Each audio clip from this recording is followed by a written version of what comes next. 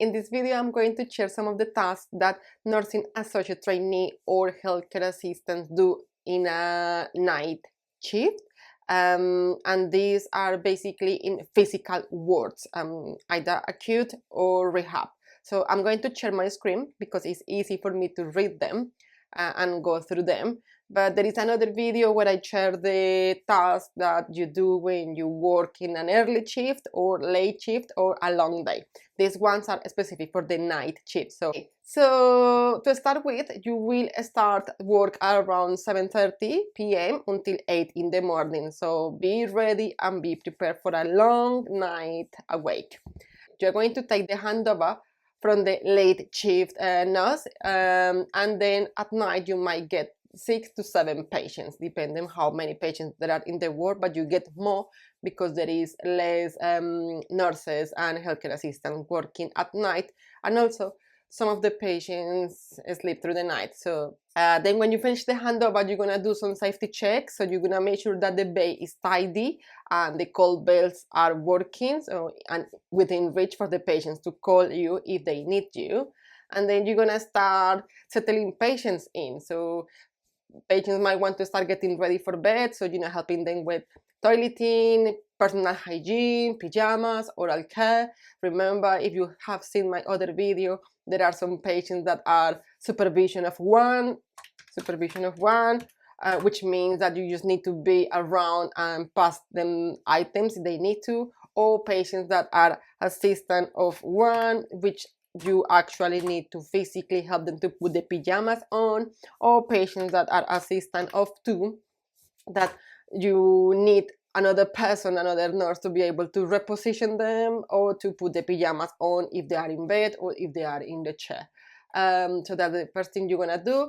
Then you are going to run some comfort checks, just making sure that the patients are warm. Nights get quite cold in the UK, in England, so ask them if they need another blanket. Some hospitals don't have heating system working properly, so they might need more blankets. Ask them if they are comfortable, and make sure they have water by the bedside in case they can drink independently. Remember to check for skin care and reposition patients. Apply barrier cream if they need to, and reposition patients that are at risk of developing precancerous. And in some places, the lights are always by around 10 in the evening, and hopefully most of the patients will be in bed by then to start sleeping. So from 10 in the evening to 6 in the morning, you always need to be around the bed you are assigned to. Please don't go anywhere. Just have bring a chair and sit in the bed so patients know that you are there in case they need you while they are sleeping, and run like hourly or 2-hour check. I usually have a small light, where I don't need to switch the actual light on, just a small one, just to make sure that people are still breathing, are still with us, but having a really nice sleep. Some patients might want to use the toilet in the middle of the night, and for that it's better if you prepare in advance, so you don't make a lot of noise. So bring a commode and leave it by the bedside, or if the patient need a bedpan, bring some bedpans, bottle for men, anything that will reduce the amount of noise that you are going to make in case you need to assist or nurse someone during the night. Make sure you reposition patients that are at risk of pressure edema as per their care plan. Some patients might need to be repositioned every 2 hours, every 4 hours, even in the night. So just make sure and be vigilant of that.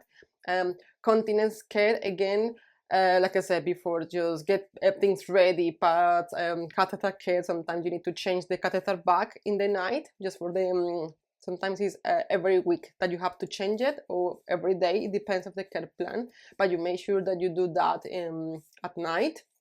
And everything you do, monitor and document in the care and comfort bundle. Remember, drinking, although at night they don't eat, they might drink water, a cup of tea, whatever they want to drink. So just put that in the care comfort bundle. And also the bowel and bladder activity, when you help them with toileting or when you change pads, make sure that you record that information in the care and comfort bundle, and do it while you have light, because once it's dark, it's quite difficult to write these things. So what I used to do is, I used to, in the wards that you have physical papers, I used to take all the notes of the patients and put them aside in a place where I could actually see, there is a little bit more light, because otherwise it's really dark for you to see and record what you have been doing to patients. And this is quite important because it's at night, and in the nighttime you have less staff, so we always alert to call beds, make sure that they are working, keep an eye on those patients that are deteriorating or they have sudden changes. There is something called sundown syndrome, which some of the patients might experience when the night comes and they get a little bit confused, they get a little bit agitated, they might not want to go to bed, they might just want to be wandering around the bay or the ward, and because it's quite dark, they might have a fall or risk of falling. So you make sure those patients are within your reach and that you can see them. Sometimes you might need someone sitting with that patient that is a bit confused, just to make sure that patient is safe at night. And then again, you're gonna do this from 10 in the evening to 6 in the morning. If you get bored, get a computer, do your e-learning, check your emails, start writing your notes, and try to get yourself awake. I always have dark chocolate with me. I love dark chocolate, so that kind of helps me to keep awake. And also drinking lots of water helps me to keep awake, because I'm not gonna lie, it's really difficult between 10 and 6 to be awake, but you need to be awake for your patients. And then you're gonna have an hour break where you can stretch your legs, maybe have some fresh air, and maybe have a little sleep if you can sleep in that hour. Some people can't do it. I wasn't able to do it, but yeah, it was a nice way to kind of relax, to go through the night, or eat something, not something heavy, but it depends what you want to do. But yeah, just you're gonna have a break in the night, which is sometimes an hour, just to stretch your legs. And again, the morning routine will start at 6 in the morning, when you are going to help those patients and have an early get up. And sometimes patients need to go for appointments, they need to have a rehab early in the morning, so they need to be ready before breakfast start for the early shift. So you're gonna help those patients to get ready for the day. I'm talking about washing, dressing, and toileting if they need.